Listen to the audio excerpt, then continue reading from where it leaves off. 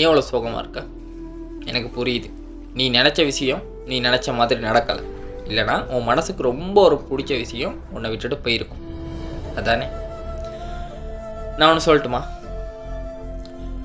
இந்த உலகத்தில் எல்லாமே நீ எதிர்பார்க்குற மாதிரி நடக்காது. அதே மாதிரி உன் கையை மீறி நடக்கிற விஷயத்தை நினச்சி நீ ஃபீல் பண்ணி உன் கையில் உள்ள விஷயத்தை நீ கோட்டை விட்டுறாத.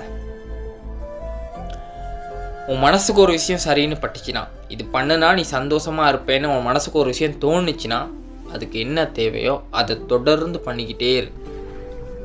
சம்டைம்ஸ் அது நீ நினச்ச மாதிரி நடக்கலாம், இல்லை நடக்காமலும் போகலாம்.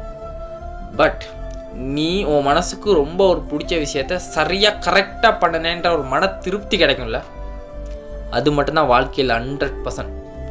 மற்றது எல்லாமே 50-50 தான். அதனால் யாரையும் சந்தோஷப்படுத்தணும் அப்படிங்கிறதுக்காக ஒரு வாழ்க்கை வாழாது. இந்த உலகத்தில் யாரையுமே 100% திருப்திப்படுத்தவே முடியாது. உன்னை மட்டும்தான் உன்னால் 100% திருப்திப்படுத்த முடியும். உனக்காக ஒரு வாழ்க்கை வாழு. அப்போ தான் வாழ்க்கை ரொம்ப சுகமாகவும் சூப்பராகவும் செம்மையாகவும். ஓகே.